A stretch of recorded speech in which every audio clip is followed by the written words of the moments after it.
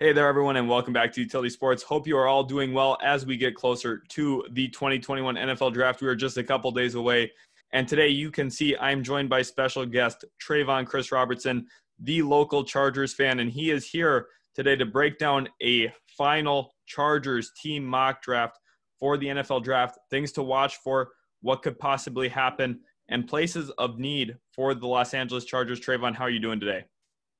Doing really good. How are you? Doing great, thanks. I'm glad to have you on here. So let's go ahead and get moving forward with this Chargers mock draft. Like all the team mock drafts on the channel, we will be doing 4 rounds. Those are the most predictable to do. Round 5 through 7 tends to be a little bit more of who does the GM like, who are they looking for specifically, a little bit harder to mock. So we'll be sticking with the first 4 rounds here. And Trevon, as we get closer to pick 13 here, what are you kind of looking for on draft night? This is crazy. Trey Lance went number 2 overall. Yeah, that's pretty crazy. That will not happen on draft night. But all in all, the board has played out pretty predictably. Minus Mac Jones, he will not be here. I think Mac Jones will probably be the 3rd overall pick. But anyway, Trevon, with the Chargers, what are you looking for here at 13? There's tons of there's many different ways that you can think about it, this pick, because I think that it matters how you value position, how deep you think one position is, how deep do you think the tackle class is, and how deep do you think the cornerback class is, because those are your 2 biggest needs. I know it says edge there, but I don't think edge as much as an issue as tackle and cornerback are, and just DBs in general. Brandon Staley really likes his DBs, and he loves to have multiple DBs. And so I think that's super important. And I think ultimately, like in this scenario, J.C. Horn is not available. I think that he'll probably 9 times out of 10 be available come draft day. But I still think that you look at the cornerback class and you think that that's a lot deeper. There's a big drop off from tackle than there is from cornerbacks in the second round. I should say from cornerbacks in the first round and to cornerbacks. You know what I'm saying? Right. So I feel like tackle has to be the pick here, and since we narrowed it down to there, you can look at Darisaw and Tevin Jenkins, and I don't think they like Tevin Jenkins as much. I think Tevin Jenkins is a really solid player. But I think they will value Christian Darisaw's measurables a lot more than Tevin Jenkins. You also could think of Elijah Vera Tucker. He has very short arms, and so for that reason, Telesco doesn't normally like to go with that type of tackle, because we saw him transform that type of tackle who was Forrest Lamp into a guard and really didn't even play that much as a guard. Didn't play much at all at his time as a Charger. So here, I think we're going to go Christian Darisaw, the tackle from Virginia Tech. Right. I think Christian Darisaw is a very solid pick here, because you're looking at this Chargers organization. You've got to do everything in the best interest of Justin Herbert moving forward. They brought in a defensive-minded head coach. I think Brandon Staley was a great hire there. The focus is going to be for him on that defense, but they can't lose sight of that offense. Last year, Justin Herbert was phenomenal. And that was in spite of taking a lot of hits, having a lot of pressure on him consistently. If they can keep him upright in the pocket moving forward, he's going to be an absolute menace. And I think it's going to be a good situation all in all for the Los Angeles Chargers. And we're seeing here that there is a guy falling all the way to 47 here. This is a little bit of a shakeup. I don't think we were expecting this. If this happened on draft night, I would lose my mind. We'll see if Trevon does opt to go that way, but I think the offensive tackle spot is a really good starting point. Also, cornerback is a need. Wide receiver, I think that there's a little bit of reasoning on why they could look at that wide receiver position. Trevon, pick 47. You're on the clock now. Where are we going? Just for realism's sake, Elijah Vera Tucker is not going to fall this far, so we won't. So then, like I said before, it's what you value, what you class you think is deeper, your tackles or your corners. So because we went tackle in the first round, look to the cornerbacks, and there a guy is that jumps off the page immediately is Asante Samuel Jr., but I want to see the safety group as well. I want to see who's available. Okay, so you look at this. Okay, so then it also, again, becomes another – which class do you think is deeper? I think there's a tremendous downfall from safety right now than to cornerback before. There are tons of cornerbacks on the board that I still like. I like Asante. I like Malafu. I like Paulson Adebo. I like St. Justice as well, and Calvin Joseph as well.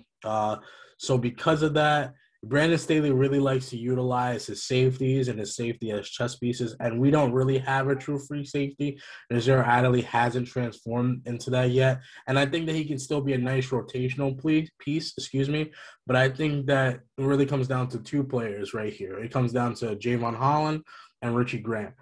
And because of this, I think that Javon Holland is the much better player. I think that Richie Grant is a more versatile player because Richie Grant can play outside corner as well. We've seen him do it at the Senior Bowl. One of the best on the one-on-one drills. Richie Grant was, as far as cornerback goes, for defensive backs at all. But I'm going to go Javon Holland out of Oregon, the safety, and that's where we're going to go. Yeah, you see here Trevon opting for safety. Remember, we did not go with Elijah Vera Tucker for realism's sake. Obviously, if he was on the board for real on draft night, that would be the pick you run up to the podium. He will not be available at pick 47, everyone. That is why he was not the pick. We opt for a safety here, Javon Holland out of Oregon. I like that. He's someone who maybe not everyone feels like has an elite characteristic coming into the NFL, but he's going to be good and quality in a lot of different ways, and I think that's a good fit next to Derwin James there in Los Angeles. The biggest thing for the Chargers defense is, will Derwin James be healthy? The last 2 years he hasn't been, and it's really affected their team overall. This year with the 17-game schedule, you could look at them maybe being a 10-7 team. They probably want to make the playoffs this year. They probably have a quality enough roster to at least compete for that. Adding in a safety who's going to be a nice piece next to Derwin James will help them in that regard. Now at 77 here, Trevon, we saw a tight end go right before the Chargers. That is a big position of need still at this point. How do you see the Chargers addressing tight end? And is it here at pick 77? I don't think that you address that. I think Tommy Tremble was off the board, and he might be somebody that I would consider if he was here. Braven Jordan is pretty solid too. I can't say something. I can't say that's wrong as well. Wide receiver is obviously maybe a spot that you could go here, but again, I think that we got to go to the cornerbacks, and we got to see who's left. And I think the guy that I want all along he's still there. I'm going to go Paulson Adebo out of Stanford, the cornerback. I'm going to get a cornerback that can start day one in this third round. And the only reason he's fallen this far is because he opted out of the season. Other than that, he would have been a top cornerback in this year's class for sure. He's a really surefire tackler, really willing and able. He plays with this fire and intensity that I really, really like as well. Yeah, we see now at this point, Paulson Adebo goes 77th overall to the Los Angeles Chargers, and I like that. It's been clear what your point of emphasis has been. I think this really matches what Brandon Staley's going to look to do on draft night. He's going to want to protect Justin Herbert and then improve his defense. That's what we've done at this point, addressed a safety need, addressed a need at cornerback, but also came in, found the franchise tackle to protect Justin Herbert. I really like this draft so far with the direction we're heading. One player on the board right now at this point that I really like is Kenneth Gamewell, the best pass-catching back in this class, in my opinion, even better than Travis Etienne at that ability, in my opinion. Trevon, is there any way the Chargers look running back during the draft, or is Kenneth Gamewell not a realistic possibility here?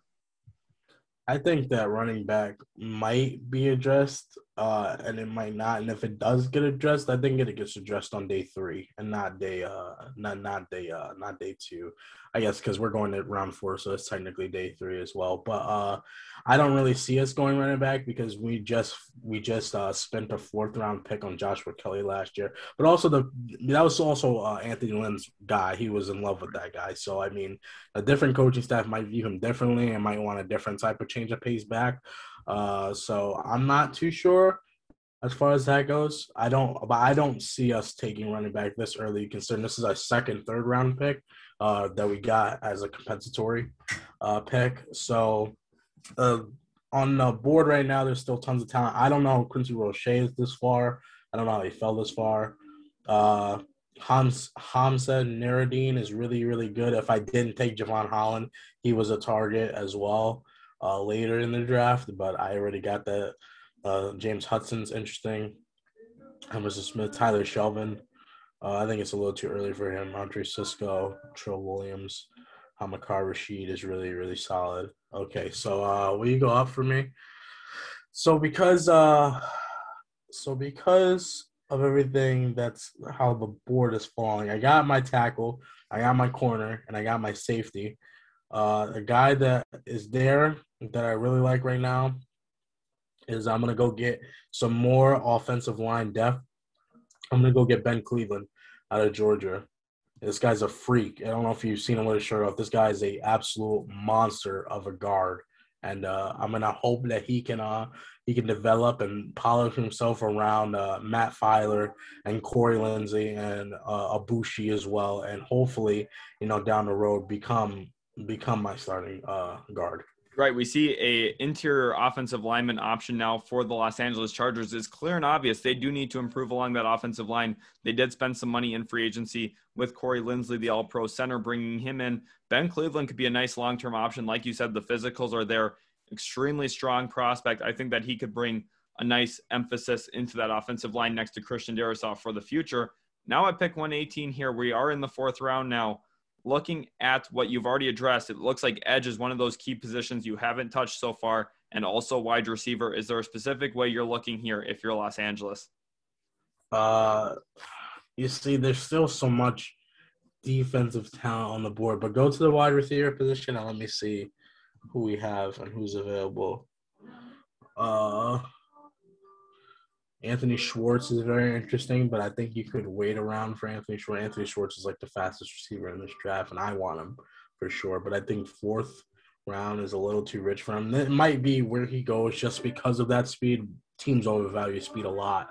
But I just see, go back to all players, I just see so much defensive talent on the board, and it's really between 2 players. It's between Hamakar Rashid and it's between Tyler Shelvin of LSU. Those 2 guys, it really just matters what you value more. But I think right now edge is more of a need than interior defensive line. But I really like Shelvin a lot. But I'm gonna go Hamakar Rashid, the edge out of Oregon State. Yeah, here we see the Chargers now addressing that edge position. They do need to find someone at some point who's going to play opposite Joey Bosa. That's going to be a big part. A guy I was looking at was possibly Victor Dimukeje out of Duke. I seem to be a little bit higher on him than most, but I do think that Hamilcar Rashid Jr. is going to be a good fit there. Coming out of Oregon State, we know how much Tom Telesco does look into the northwest part of the United States. Obviously drafting Justin Herbert last year from the University of Oregon, came back this year with an Oregon player in Javon Holland, and now an Oregon State player in Rashid Hamilcar. I think you had a great draft here, Trevon. I would give this probably an A- level draft. Obviously, it's a tough situation. The Chargers do need to address offensive tackle, and the top 2 were already off the board at that point. Obviously, had you drafted Elijah Vera Tucker, the draft instantly becomes an A+. He just won't be there at 47. Remember that, guys. That's just for realism's sake. But all in all, I think you addressed a lot of key needs, and I think you found quality players to address those needs. That's the most important part, not only filling those needs, but filling those with the right players, and I think you did a very good job. Thanks again, Trevon, for coming on today. Thank you all for coming in, watching this video. If you guys are new, hit that subscribe button. Also, don't forget to like the video, and stay tuned. We're going to have Trevon be making his own YouTube channel at some point. In our future descriptions, there will be a link to his channel. Make sure you guys check his channel out when that comes out. We're excited to be working with him moving forward. Thanks again, guys, and we'll catch you in the very next Utility Sports video.